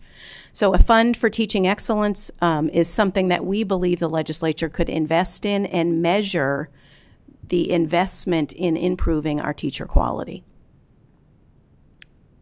Shaka, there we go. In 2002, and if Senator Neal is still with us online, Senator Neal will recognize this because I believe he was the primary sponsor of this bill in 2002, which sought to focus local attention on closing achievement gaps, using data from KDE, school councils and superintendents setting local targets to close achievement gaps, principals convening public meetings, school boards determining whether targets are being met, and superintendents taking added planning responsibility. We're currently in the process of analyzing, now 20 years under that bill, if there has been progress as a result of that bill's passage and its components. So we will have that kind of working analysis to you a little bit later, but I wanted you to know that that's in the works. You mentioned family engagement already, and so I wanted to share with you that family engagement is key to our basket of solutions, as it were. Engaging our families in their students' learning is a big part of the solution. We have, in this pandemic, this number is outdated, we now have 60 schools in the midst of the pandemic who are opting into professional development with us to design effective strategies to engage families in their students' learning. In a couple months, in November, there will be a Family Engagement Week with a proclamation by the governor, and we expect to certify some of those schools as family-friendly schools using research by Karen Mapp at Harvard University and the missing piece that was designed in partnership with the Kentucky Department of Education. And then turning to higher education, Senator Givens, this is a topic you know well and you know it's working. So performance-based funding for our higher education institutions is beginning to show progress in closing those equity gaps in post-secondary education. And that's critical to ensuring individuals, families, and communities are more stable, which then results in more stable outcomes in our K-12 system. So when you ask the question about where's the priority, we can say early childhood, K-12, post-secondary. Ultimately, from my standpoint, the priority has to be meeting Kentuckians where they are right now, and that may be the transition to post-secondary education, adult learners into post-secondary education to stabilize individuals and families that then spills over into stabilizing the education environment coupled with an increase in teacher quality. In addition, in the post-secondary space, you've heard mention of FAFSA. So ensuring that more Kentucky students are completing the FAFSA, that family engagement is part of that, and that there are local awareness campaigns, utilizing financial literacy curriculum, partnering with banks and business leaders to make sure our students are pulling down those Pell dollars and going on to a post-secondary pathway. You also already mentioned AP and the importance of AP, early post-secondary opportunities, and I know you've heard from the Council on Post-Secondary Education previously about their research around the impact of dual credit enrollment. So that's an important solution as well. These solutions are the solutions for all Kentuckians. Through an equity lens, we need to understand where our investments are targeted and if the solutions are resulting in the progress we want to see. If the data doesn't show we're making progress, we need to continue to ask those difficult questions about why. Lastly, I want to caution around legislation that can actually hurt our equity focus, can actually hurt a campaign for racial equity and justice. And so here you see the Pritchard Committee's statement on the pre-filed bills BR 60 and 69, expressing real concern and opposition to outright limits on discussions in our schools and our post-secondary institutions regarding race, sex, gender, or religion. Continuing to improve our instructional environment so that it reflects the complexities of current events and their historical context is critical and should include discussions of race and racial justice.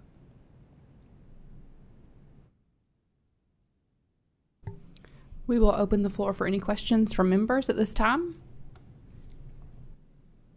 And if not, I'll get us teed off with two questions. You mentioned in the community profiles that they had the latest test scores. Do you think that's necessarily fair results to share with the community profiles, considering the last 2 years have been a little wonky? My mom's an educator. She's the director of special education.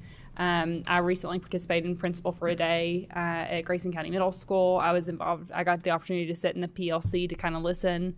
I think that's my big concern with these community profiles is that the test scores are, I would assume, have drastically changed across the Commonwealth in the last 2 years because of the situation we've been put in. Do you all have any thoughts on that? Yes, Chair Heverin. So our position on assessment has been consistent in that it's important that Kentucky assessed So back when there was discussion about whether or not we would even assess, we believe it was important that we assessed. And two, our statement after the test scores is that these scores are not a value judgment on our educators or our education system. They are a reflection of the impact of a global health pandemic on the education of Kentuckians. And so the metric, while imperfect, because you don't have a clear trend line between 2019 and 2021, and because the participation rate was less than we're used to, the metric is imperfect without a doubt. But it's still important that we have some way of some metric to know the impact of COVID. And I think that's the important point to underscore. We know our school districts and our educators did everything humanly possible and everything they knew to do in an unprecedented moment in time that we're still going through. Regardless, we need to know that impact of that global health pandemic on students in the state. So we believe the information is still important.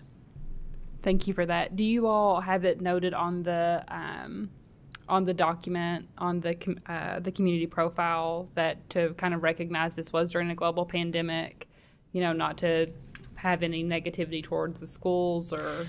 Chair Heverin, I can say I don't think we have it noted on the profile, but it is our continuing refrain. And I will take your suggestion there and take that back and make sure that that is added to the narrative in the 2021 community profile.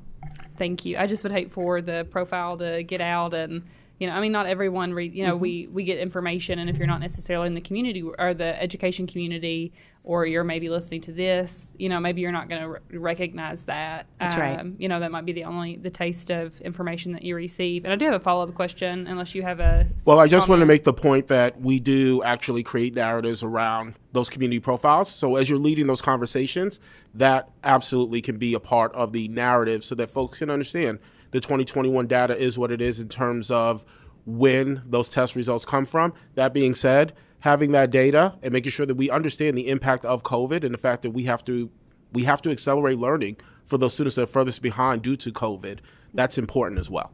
Absolutely. I agree with that. I think it's good to have context, especially in this day of age when there's so much. Yeah. Chair Heverin, I would just add that, 20 years from now, nobody's going to say this was the COVID generation and we need to give them a break when it comes to global competitiveness, economic competitiveness, and their standing.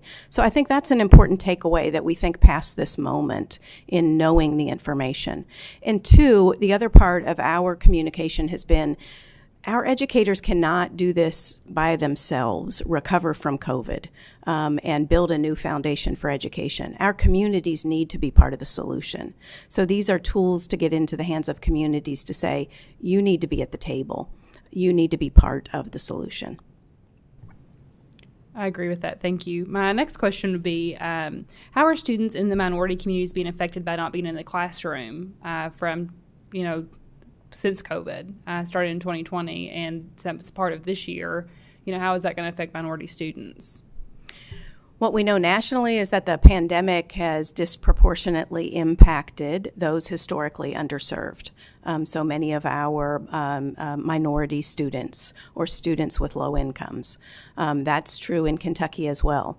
Though I do have a bright spot for you, and this is hot off the presses, not even published yet, but will be published tomorrow.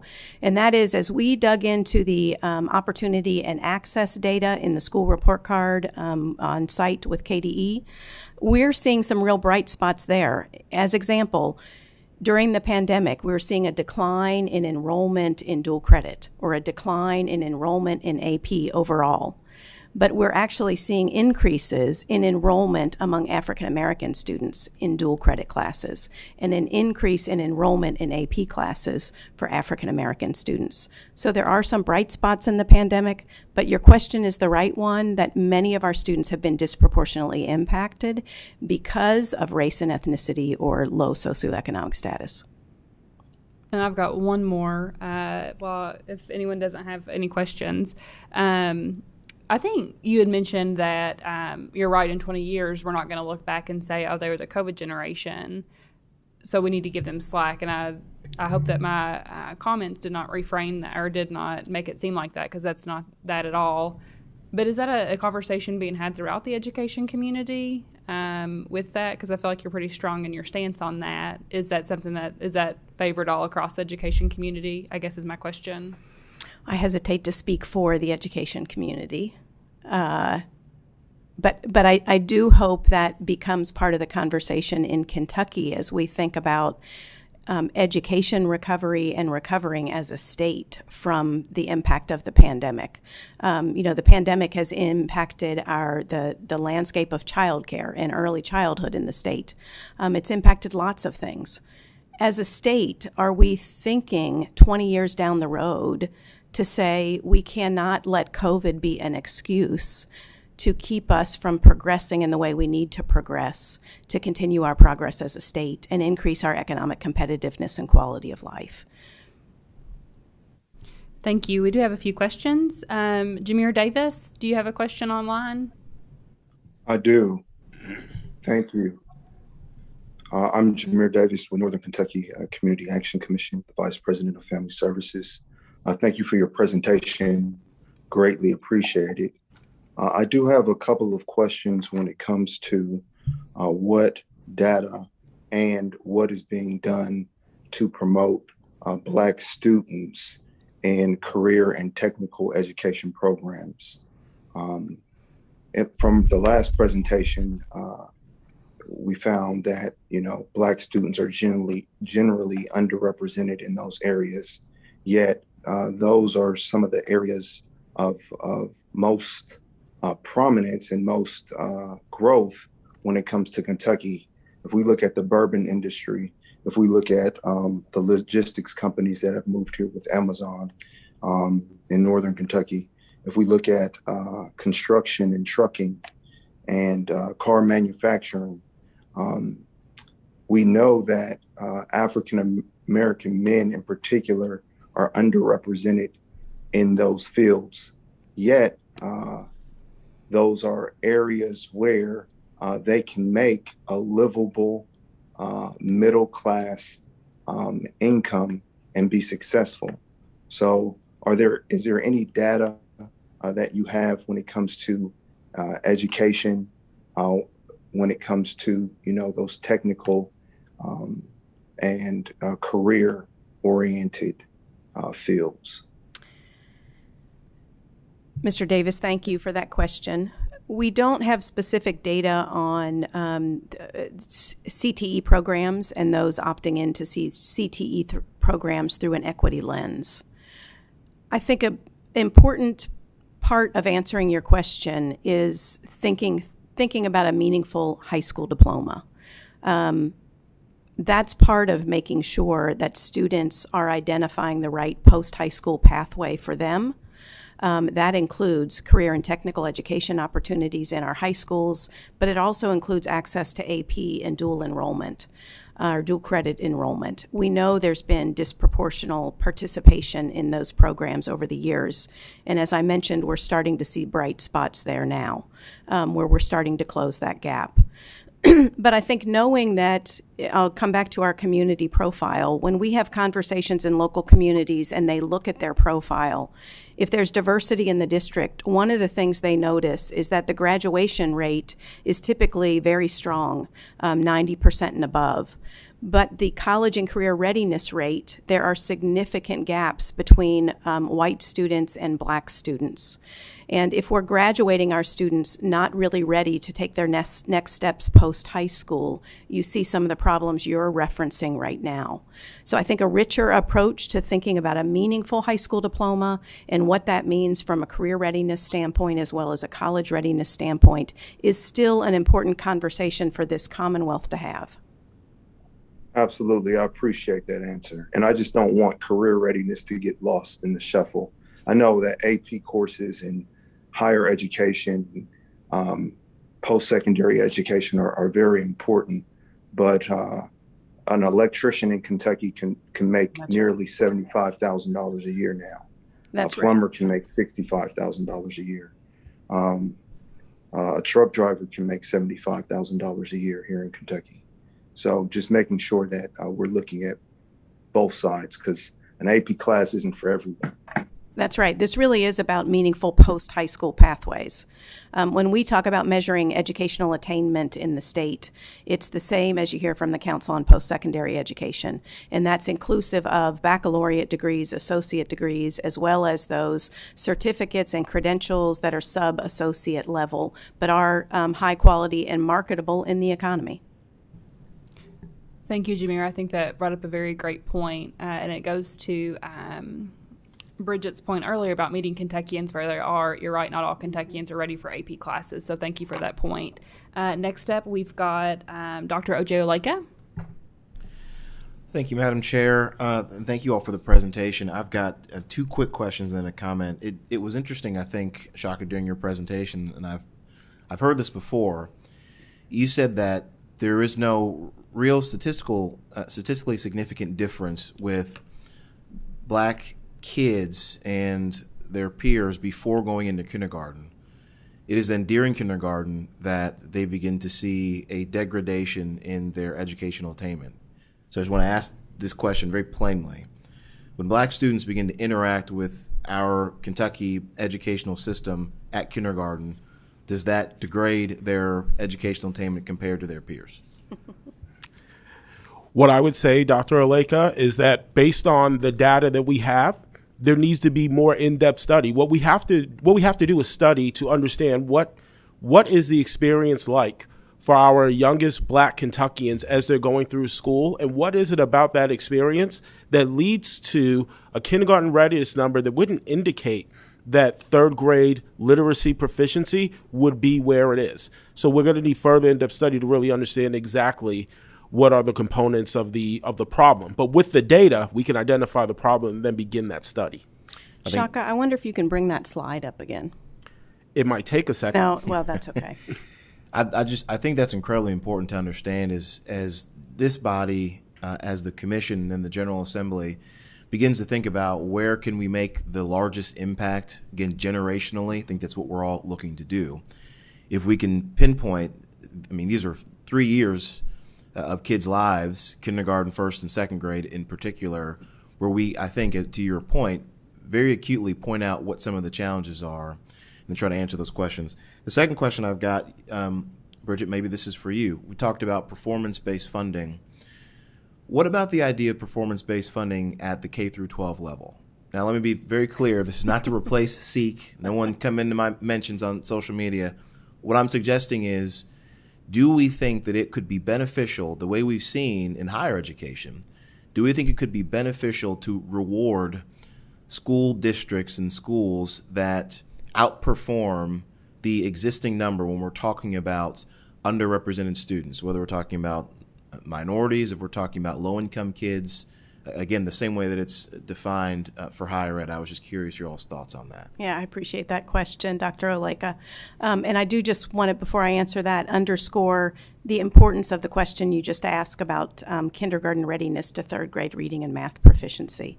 When every single student population in our state at least improves slightly between kindergarten readiness and 3rd grade, and there's one group of students where we see a 20-point decline from kindergarten readiness to 3rd grade reading and math proficiency, there are some real issues we need to wrestle with.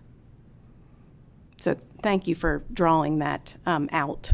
Sometimes we also hear folks say that part of the problem with the achievement gap is poverty. And this analysis is the primary point we use to say this is not an issue of poverty.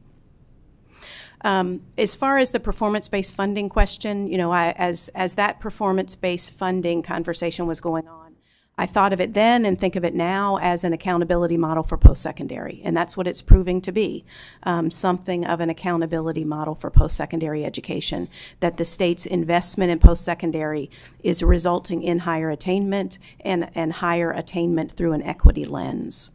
So when we think about accountability in K-12 education, that's, you know, that was the Kentucky Education Reform Act. Mm-hmm. So that's what this organization, the Pritchard Committee, has been behind for 30 years, almost 40 years now, standards-based accountability. We still believe accountability is extremely important. It is the responsibility of our state to communicate to taxpayers the return on their investment in public education. So as far as driving those dollars, I hear you asking, I think about a reward system. And that was also part of the early CARA legislation, where schools were rewarded for meeting their targets and for performing. That went by the wayside. I know there have been conversations over time about whether or not, when you think about schools that need more resources to help students who are coming in with greater challenges, is it the right way to go about ensuring that our schools have the resources they need if we're basing something on an incentive system for achieving at higher levels, if socioeconomics are all part of that? And my guess is Senator Givens might have some interesting thoughts as he figured out the performance-based funding model there. So I think there are questions to consider, and think we have lessons learned as we went through the early years of the Kentucky Education Reform Act and the reward structure that was set in place there that would be worthy of sharing as we entertain something of that conversation. The other piece I will say that we hear from some of our members as well, especially in larger districts, is that it's really important that we understand adequacy and equity in funding, not only as we think about between districts in our state, our 171 school districts, but we think about adequacy and equity, and we report transparently as we look at schools within a district. So are the schools with the highest need, with students furthest behind, are they resourced at an equitable level to ensure they have the staff support, the teaching support, everything that they need to break through those barriers and help those kids achieve at the highest levels? Do they have the most experienced teachers with the highest qualifications? So are we thinking about accountability in education and expenditures in K-12 education through that lens? I think that's part of the conversation. Thank you. I'll be very brief then in my comments, and I'll be done, Madam Chair.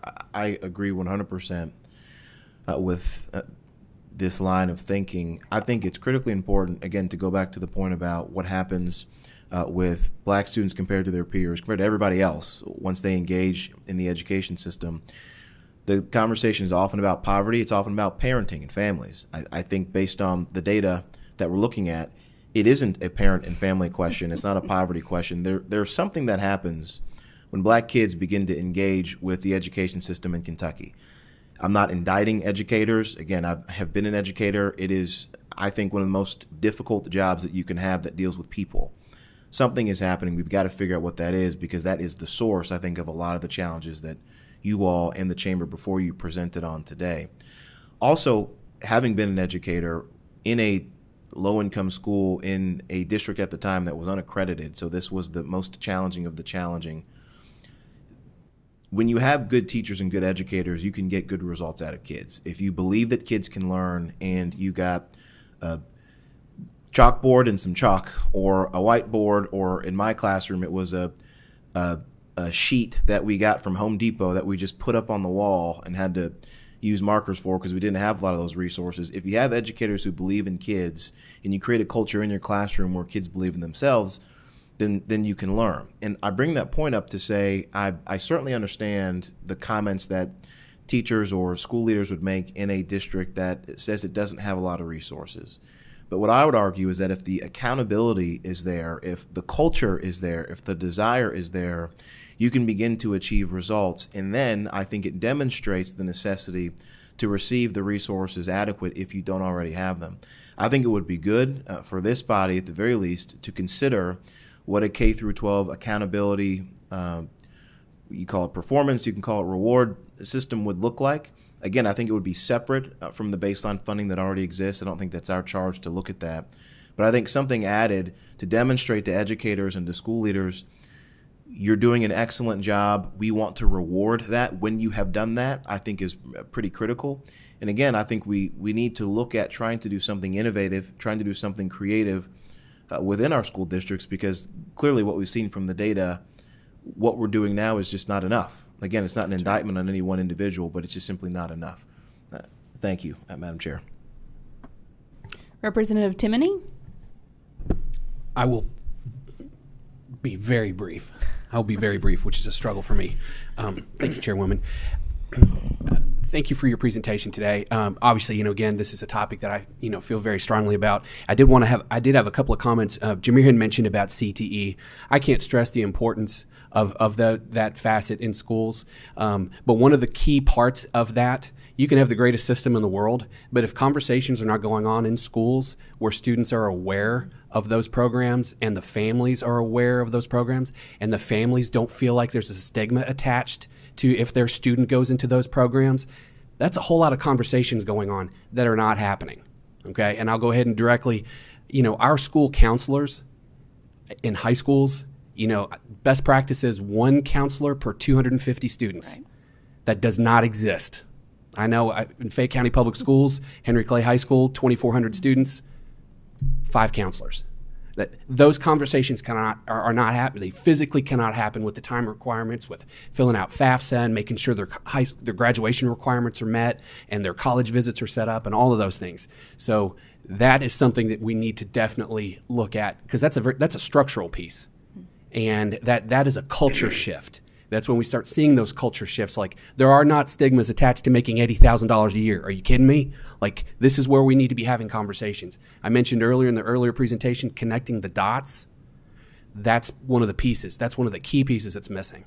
And the last thing I'm going to say is I applaud you all and the plan for national board certification for your teachers. Just as Senator Givens had mentioned, AP students, requiring them to do that. The National Board Certification System is a very challenging program for teachers. It's one of the best professional development. It was above my skill set as a teacher. I went into administration rather than go National Board Certification. It is very reflective and it is very data driven, and I applaud that we're actually going to get that rolling, and I will support that 100%. Thank you all. Thank you. Representative Timoney, I know that you didn't actually say this during our presentation. You mentioned it during the last presentation, but you talked about the need for more teachers of color in spaces. And one of the things that I wanted to say, but I didn't have the microphone at that time, one of the other pieces that we need to look at in Kentucky as well, if you want to get educators of color into classrooms, make sure you have leaders of color in schools. So we also have to look at principals, superintendents. This is all a part of the pipeline that we have to consider as we're looking at the framework of schools. So thank you for bringing up that comment. I just wanted to make sure I shared that perspective. Co-Chair Givens.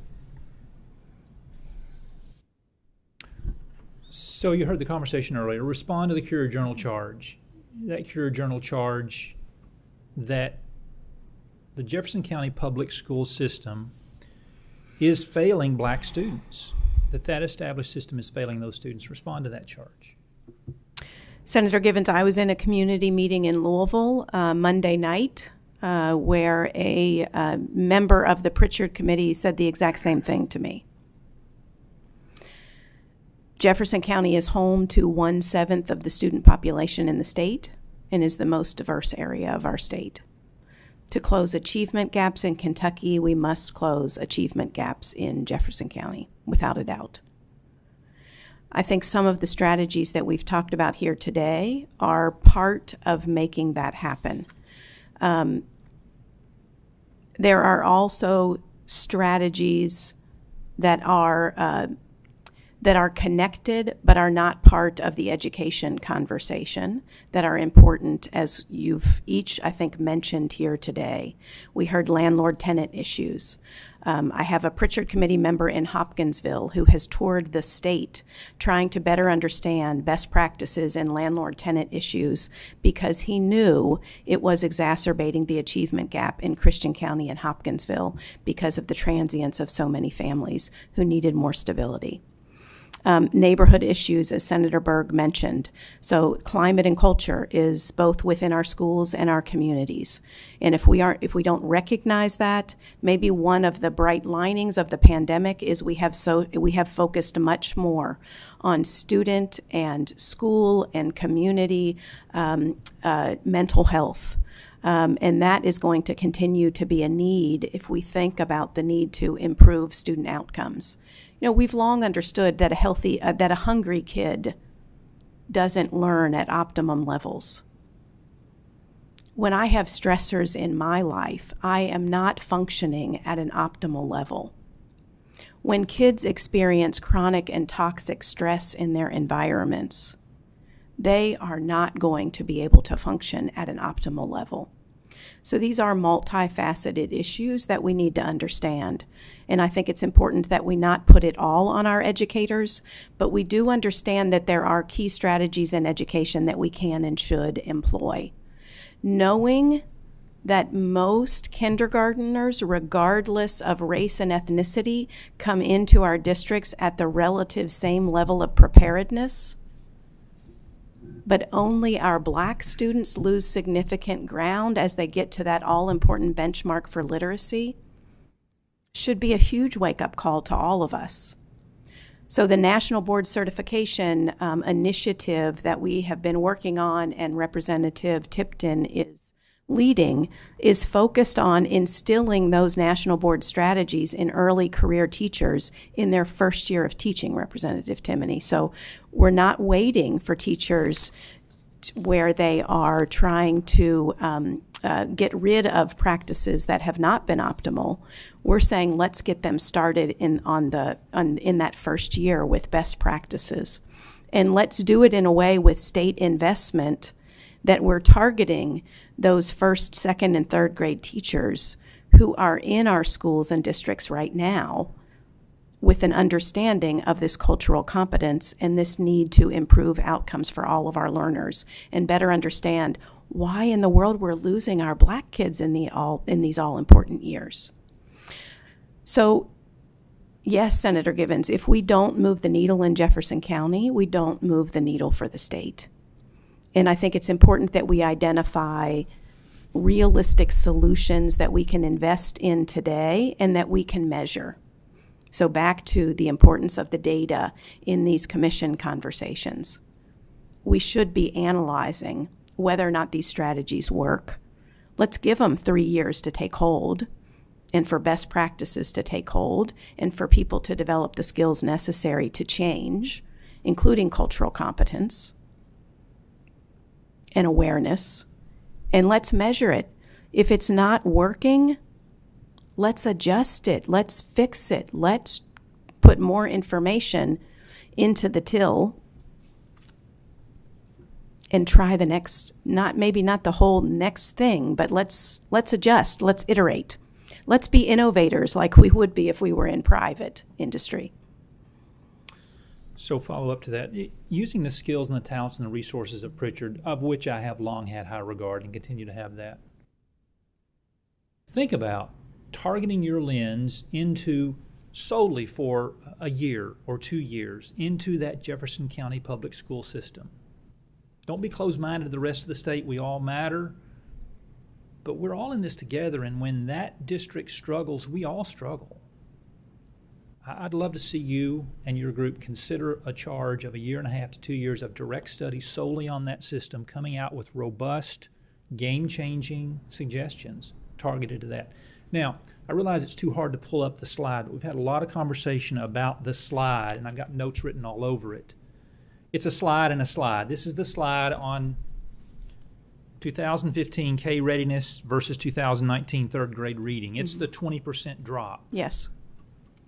If I could ask for a deliverable for our next meeting from Pritchard, okay, it would be this is alarming beyond alarming, and I don't dispute your ability to use data, but there's an outlier here. When I see 1, 2, 3, 4, 5, 6 lines all headed in a positive incline, and I see one line headed in the other direction, verify for me that there's not any kind of statistical anomaly going on here. Bring us some raw data to help us understand that there's no statistical anomaly going on here. I'm confident you're right, but that's that. Trust but verify. Trust but verify. A 20% drop like that, are we trying to target the same cohort of students? Because if we are, then we may be a year off, and I don't know. But if I start in 2015, my first grade start is 2016, my second grade start is 2017 fall, my third grade start is 2018 fall. Are you measuring me at the end of the third grade versus the start? Those are the kind of questions I'd like to know the answer to. Great.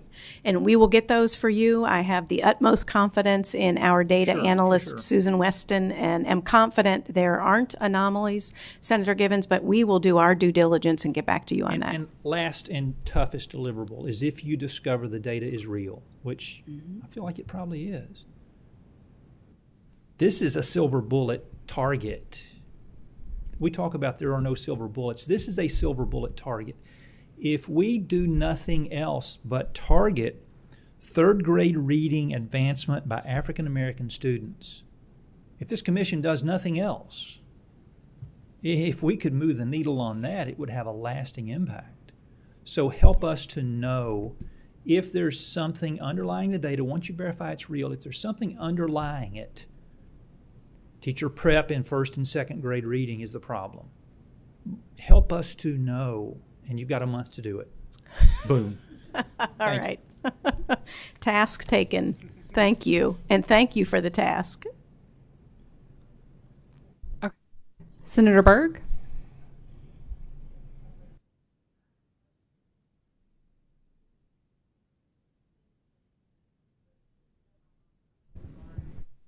Definitely along a different line, but if we go to the page with the national rankings, I just want to make sure I'm reading this correctly.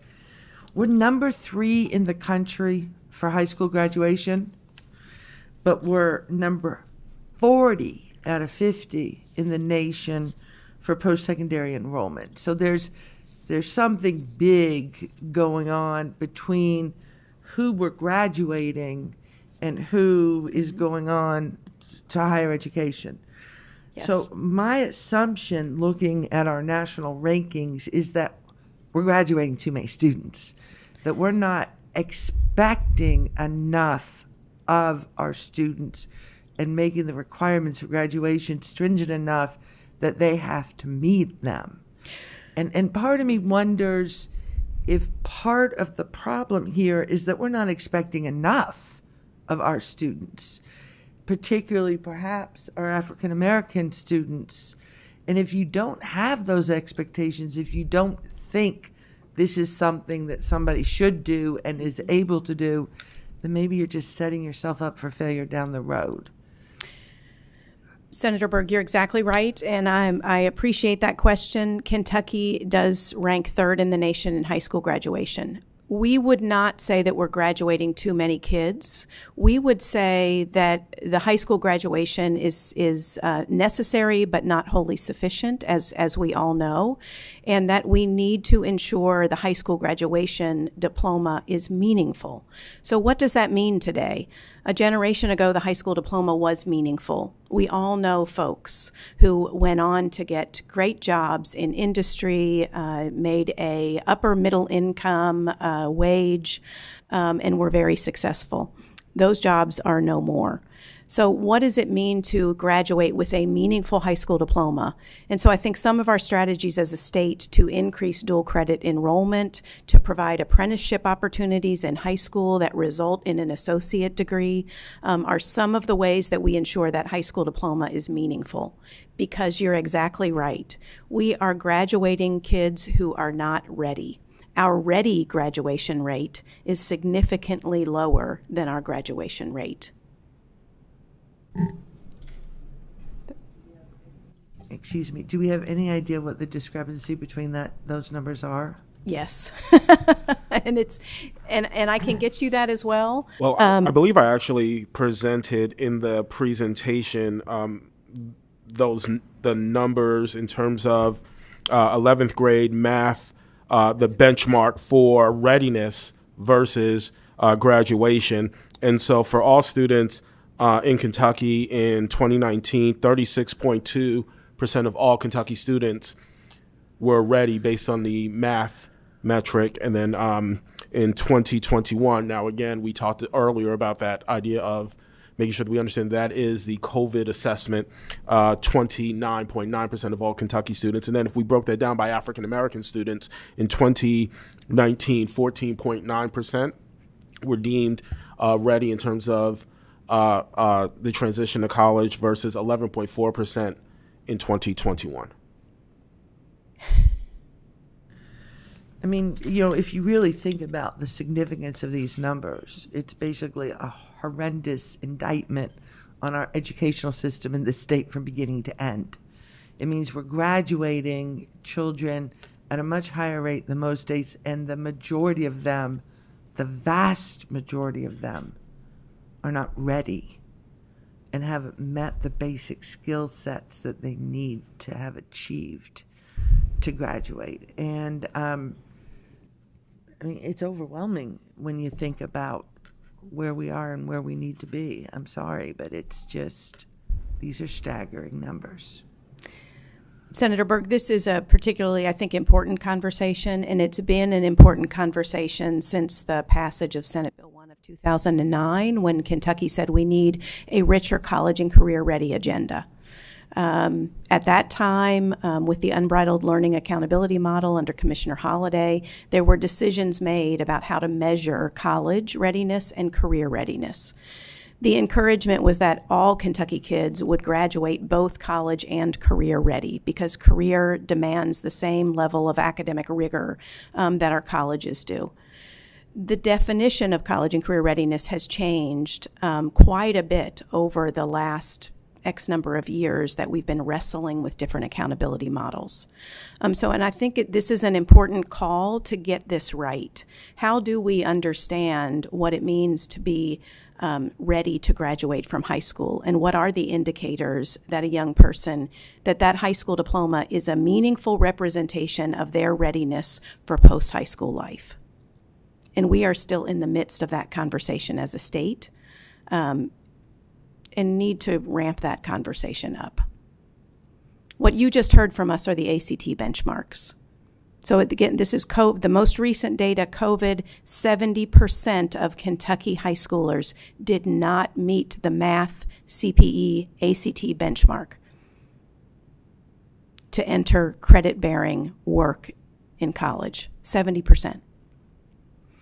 Now we can debate whether that ACT is the right blunt measure of readiness. It's the best we have right now. Okay, is there anyone else online that has any photo or any questions? Okay, thank you all so much for coming today and presenting. We appreciate it. I appreciate you all being willing to look at the change on the community report. I've just seen firsthand a lot of our teachers in the 18th district working so hard to try to meet students where they're at during the pandemic. That's right. And I don't want it to be a smack in the face saying, well, they're not doing their jobs for my people, because I know that they are. And I think that's an important part of this job, is to be empathetic when we receive information. But I know that there is a lot of work ahead. And I think if we can be an encouraging factor of that, then everyone does better with encouragement. Yes. So thank you for that. Our next meeting will be on November 23rd, 2021. As I mentioned, and as my co-chair mentioned, please be in attendance if you can in person. We understand that things happen and you might need to be virtual. If you're not able to attend the meeting, always feel free to email and let us know, just so we have an idea. I think that is helpful for us as the chair people of this committee. So please let us know, but please try to be here so we can all have seats at the table and have the conversations we need to have, as it will most likely be our last meeting, the commission, during the interim. Can I have a motion for adjournment? So moved. Second. All right, we are adjourned. Thank you.